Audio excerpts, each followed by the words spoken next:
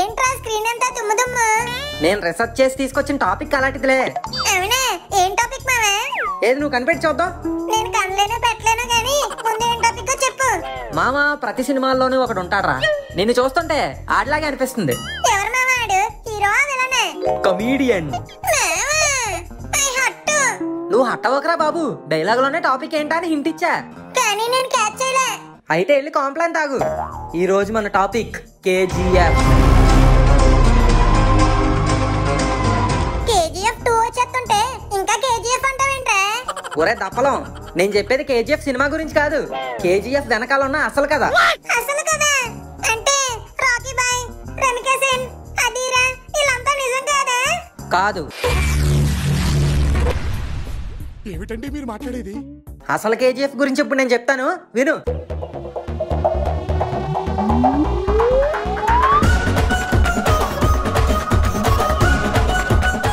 KGF అంటే Kolar gold fields. ఇది కోలార్ అనే ఊరికి 30 కిలోమీటర్ల దూరంలో అండ్ బెంగళూరుకి 100 కిలోమీటర్ల దూరంలో ఉంది.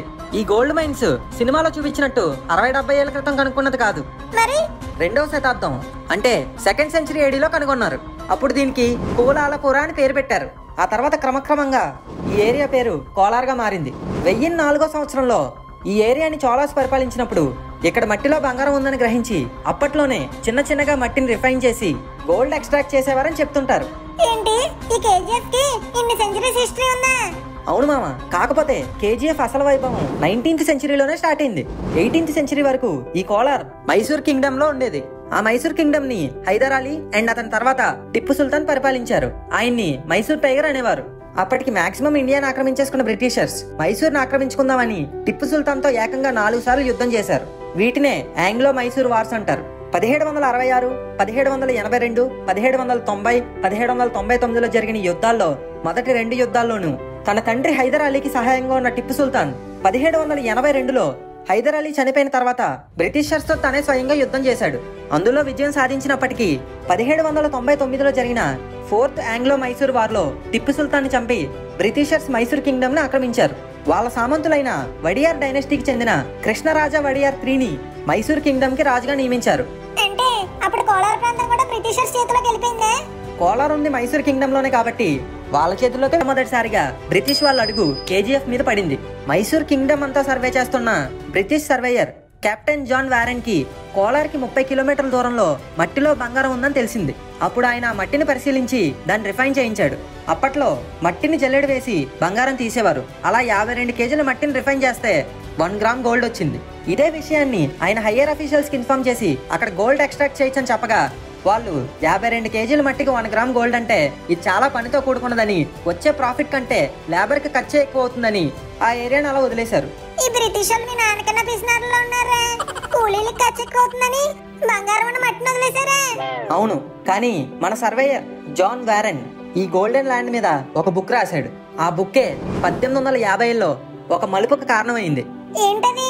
1850లో మైకేల్ లావెల్ అనే బ్రిటిష్ సోల్జర్ తన రిటైర్మెంట్ లైఫ్ ని బెంగళూరులో గడపాలని వచ్చేసాడు. అప్పట్లో కూల్ క్లైమేట్ బాగా అలవాటున్న బ్రిటిష్ వాళ్ళకి బెంగళూరు క్లైమేట్ మాత్రమే హాయిగా ఉండేది. అందుకే ఆ టైంలో చాలా మంది బ్రిటిషర్స్ బెంగళూరు అండ్ మైసూర్లోనే ఎక్కువగా సెటిల్ అయ్యేవారు. అలా అక్కడ సెటిల్ అయిన బ్రిటిషర్స్ లో ఒకడైన మైకేల్ లావెల్ కోలార్ దగ్గర ఉన్న గోల్డెన్ ల్యాండ్ గురించి జాన్ వారెన్ రాసిన పుస్తకం చదివాడు.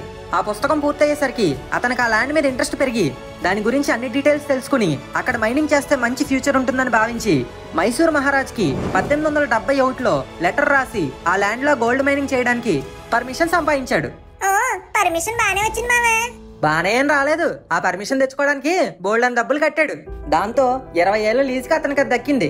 ఇక 1875 నుండి చాలా మంది వర్కర్స్ ని పనిలో పెట్టుకుని అక్కడ మైనింగ్ స్టార్ట్ చేశాడు. కానీ అప్పట్లో గోల్డ్ ఎక్స్ట్రాక్షన్ కి మంచి టెక్నాలజీ లేక పని ఎక్కువ, గోల్డ్ తక్కువగా ఉండేది. దానివల్ల లెవెల్ కి చాలా లాసెస్ వచ్చాయి.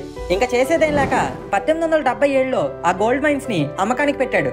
అప్పుడు కొందరు ఆర్మీ ఆఫీసర్స్ కలిసి ది కోలార్ కన్సెషనరీస్ కంపెనీ లిమిటెడ్ అనే సిండికేట్ ఫామ్ చేసి ఈ కేజీఎఫ్ ని కొనుక్కున్నారు.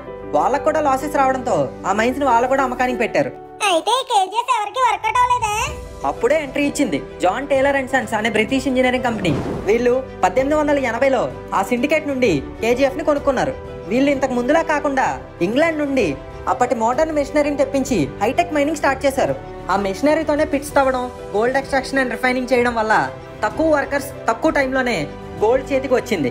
దీంతో వాళ్ళ కంపెనీ చాలా ప్రాఫిట్స్ లోకి వెళ్ళిపోయింది. ఇలా 1900 సంవత్సరానికి కోలార్లో గోల్డ్ మైన్స్ చాలా పాపులర్ అయిపోయాయి. దాంతో ఆ కోలార్ ఏరియా మైన్స్ ఒక బ్రాండ్ అయిపోయి ఎంప్లాయ్మెంట్ కి చాలా డిమాండ్ ఏర్పడడం వల్ల ఇంగ్లాండ్ నుండి చాలా మంది ఇంజనీర్స్ అండ్ వర్కర్స్ ఇక్కడికి వచ్చి సెటిల్ అయ్యారు. అలానే ఆంధ్ర, తమిళనాడు నుండి కూడా చాలా మంది వచ్చి ఇక్కడే సెటిల్ అయ్యారు. అంటే సినిమాలో చూపించినట్టు మనుషులు బంధించి బానిసలుగా పనిచేసుకోవడం అలాంటివి ఏం లేవా? లేదు మామ, సినిమా కాబట్టి అలా చూపించారు అంతే. నిజానికి అక్కడ పనిచేసే వాళ్ళందరూ చాలా హ్యాపీగా ఉండేవాళ్ళు. అప్పటి వరకు ఖాళీగా ఉన్న ప్రాంతం ఒక ఊరుగా మారిపోయింది. కేవలం అక్కడ ఎంప్లాయీస్ కోసం మాత్రమే 2 టౌన్షిప్స్ ఉండేవి.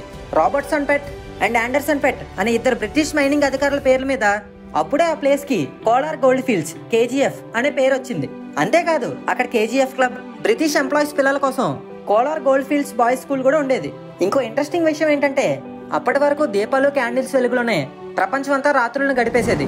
సరిగ్గా 1890లో ఇంగ్లాండ్ లో ఎలక్ట్రిసిటీ మొదలైంది. అందువల్ల KGF లో పనిచేస్తున్న బ్రిటిష్ ఎంప్లాయీస్ కి నైట్ అక్కడ క్యాండిల్ అండ్ కిరోసిన్ దీపాల వెలుగులో పనిచేయడం ఇబ్బందిగా ఉండడం వల్ల ఈ ఏరియాకి ఎలక్ట్రిసిటీ తీసుకురావాలని బ్రిటిష్ గవర్నమెంట్ డిసైడ్ చేసింది. అలా అమెరికా అండ్ ఇంగ్లాండ్ నుండి మెషినరీని తెప్పించి KGF కి 140 కిలోమీటర్స్ దూరంలో ఉన్న కావేరీ నదిపై హైడ్రో ఎలక్ట్రిక్ పవర్ ప్లాంట్ నిర్మించి ఏకంగా 140 కిలోమీటర్ల పొడవున్న ఎలక్ట్రిక్ వైర్స్ తో ట్రాన్స్మిషన్ లైన్స్ వేశారు. ఈ విధంగా ఇండియాలోకి ఫస్ట్ టైం ఎలక్ట్రిసిటీ వచ్చింది.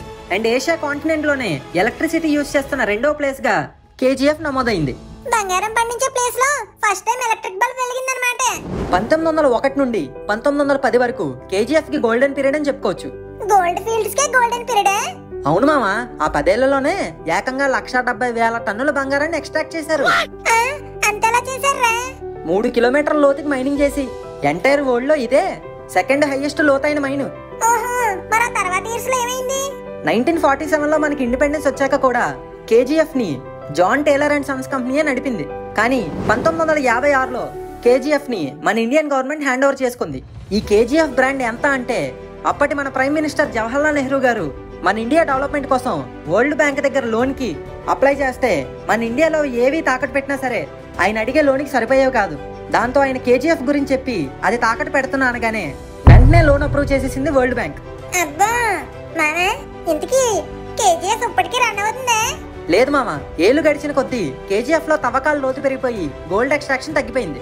1980s నుండి కూడా లైట్ గా నష్టాల్లోనే నడిచింది KGF. కానీ అక్కడ వర్క్ చేస్తున్న 100 మంది ఎంప్లాయీస్ అండ్ వర్కర్స్ కోసం KGF లాస్ లో ఉన్నా సరే మన గవర్నమెంట్ రన్ చేసింది. కానీ ఇంకా ఇన్వెస్ట్మెంట్ ఎక్కువయ్యి గోల్డ్ ఎక్స్ట్రాక్షన్ తగ్గడంతో 2001 ఫిబ్రవరి 28న KGF ని మూసేశారు. దీని మీద అప్పట్లో చాలా నిరసనలు కూడా జరిగాయి. అంటే KGF లో గోల్డ్ అంతా అయిపోయిందా మామా? KGF లో ఇంకా చాలా గోల్డ్ ఉంది మామ. కానీ ఆ లోతుల్లో ఇప్పుడు ఎక్స్ట్రాక్షన్ చేయాలంటే చాలా టెక్నాలజీ కావాలి అండ్ గోల్డ్ అంత ఖర్చుతో కూడుకున్న పని కూడా. ఫ్రెండ్స్, ఈ ఇన్ఫర్మేషన్ కనుక మీకు నచ్చినట్టయితే ఇప్పుడే ఈ వీడియోను లైక్, షేర్ అండ్ కామెంట్ చేసి మన ఫన్మోజీ ఫ్యాక్స్ ఛానల్ ని సబ్స్క్రైబ్ చేసుకోండి. అలాగే కింద ఉన్న గంటను కొట్టడం మాత్రం మర్చిపోకండి.